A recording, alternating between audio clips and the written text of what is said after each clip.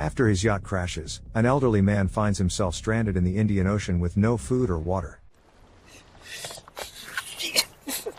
The male voice says it's currently July 13th, 4:50 p.m. He apologizes, admitting he tried to be honest, strong, kind, and loving, to do the right thing, but he didn't always succeed, and they know it, and he's deeply sorry. But now, none of it matters anymore. He fought until the end, but there's no hope left. 8 days earlier, an elderly man is abruptly awakened by a loud noise and a sudden jolt. He notices water pooling on the floor as he rises from his bed. Making his way through the cabin, he discovers a gaping hole from which water is gushing. Climbing up to the deck, he spots a massive floating container near his yacht, the culprit that collided with his boat and punctured the hull. Despite his efforts to lower the sails and steer away from the container, he finds himself unable to maneuver the yacht as the corner of the metal box becomes lodged in its side. After a brief moment of contemplation, he returns to the cabin and retrieves an inflatable marine anchor. Tossing it onto the container, he climbs aboard, bringing a rope with him. Securing the rope to the corner of the container and anchoring the other end, he tosses it into the sea. Hurrying back to his yacht, he watches as the rope tightens, gradually pulling the container away from his boat. Once the massive metal box is clear, he decides to assess the extent of the damage to his yacht.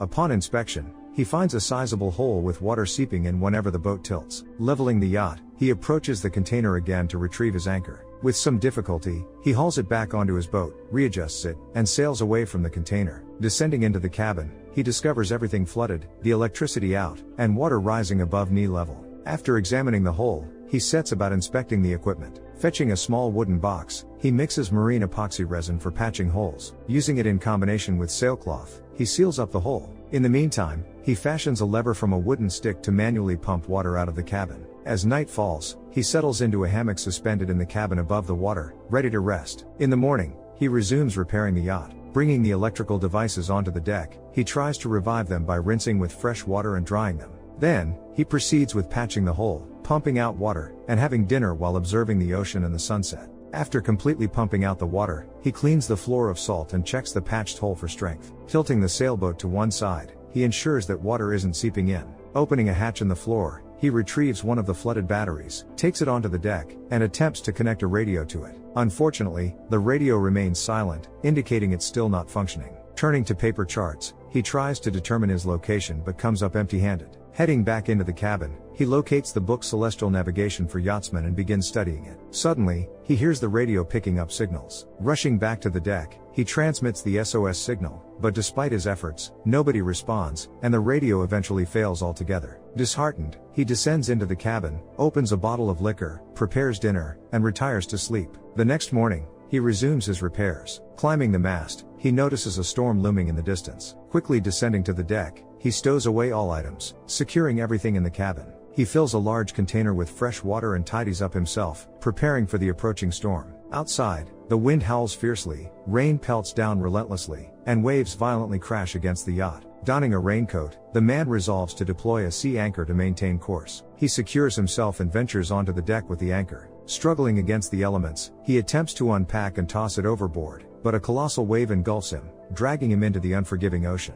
After a harrowing struggle, he manages to clamber back aboard the yacht, utterly drained, and seeks refuge in the cabin. Overcome by nausea, he retches from ingesting seawater. Shedding his sodden attire, he senses something amiss. Just then, the yacht begins to spin wildly. Peering out of the window, he witnesses the sailboat teetering on the brink of capsizing. Yet, a powerful surge from the next wave rights the vessel. Ascending to the deck once more, the man resolves to make another attempt at deploying the anchor, only to be thwarted as another wave violently flips the boat. Miraculously, both he and the yacht emerge unscathed. Surveying the damage, he notices the fractured mast. Weary beyond measure, he retreats to the cabin, but before he can take more than a few steps, the yacht lurches, sending him tumbling. His head collides with a post and he loses consciousness. When he regains consciousness, he finds the sailboat flooded once more, water streaming in through breaches in the hull. Summoning all his strength, he manages to rise to his feet, retrieving the inflatable life raft. Despite the continuing tempest, he maneuvers onto the deck and lowers it into the raging sea. Taking refuge within the raft, he seals it tightly from all sides, bracing himself against the relentless storm until morning. Upon awakening the next day, he witnesses the sorry state of the wrecked yacht, nearly submerged and beyond salvage. Making his way to it, he resolves to descend into the cabin, salvaging essentials, food, instruments, charts, drinking water, clothing, and a hat. Hauling his finds into the raft, he deliberates before returning to the cabin once more, retrieving a box submerged underwater. With salt water stinging a cut on his forehead, he tends to the wound, cleansing it and applying a specialized bandage. Suddenly, he detects unfamiliar sounds, realizing the yacht is sinking at an alarming rate, prompting him to evacuate urgently. Climbing back onto the raft, he watches with a heavy heart as the sailboat succumbs to the depths, vanishing beneath the unforgiving waves. Opening the retrieved box, he unearths a sextant, at last pinpointing his location with its aid. The following day, he awakens to find water accumulating at the raft's base. Desperately, he attempts to bail it out and dry it, but his efforts prove futile. Before long, the ominous sounds of another approaching storm reach his ears. Peering out, he spots the darkening skies and advancing tempest. Securing his belongings and determining his location, he seals the raft tightly, bracing for the impending storm. The inflatable raft is relentlessly buffeted by powerful waves, tossing it from side to side until it eventually flips over, plunging underwater. Emerging from the turmoil, the man struggles to right the raft, eventually succeeding in hauling himself back aboard. As morning breaks and the storm abates, the man resolves to pump air into the raft, only to discover that the hand pump is broken. Resorting to bailing out water with a cup from the raft's bottom,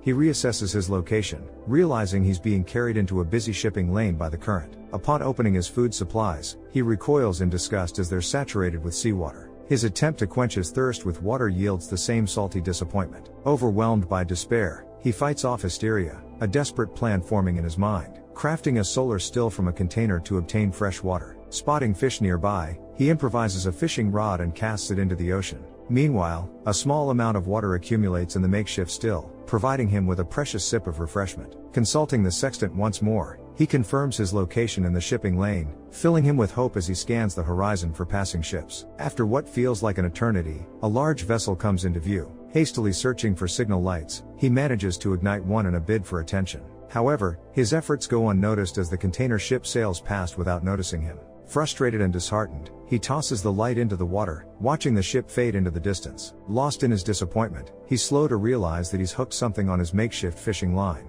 Slowly reeling it in, he's horrified to discover a shark caught on the line, accompanied by others swarming around his raft. At night, the man is jolted awake by the sound of a passing ship. Desperately, he grabs his flare gun and fires one flare, then another. Despite his efforts, the ship sails on, oblivious to his plight. In the morning, he takes a sip of water and determines his location again, only to find that he has drifted out of the shipping lane. Despair washes over him. Acknowledging the gravity of his situation, he decides to write a letter, seal it in a bottle, and cast it into the ocean, hoping someone might eventually find it. That night, exhausted and on the brink of losing hope, he wakes to the sight of distant ship lights. Reaching for his signal flares, he discovers they are all gone.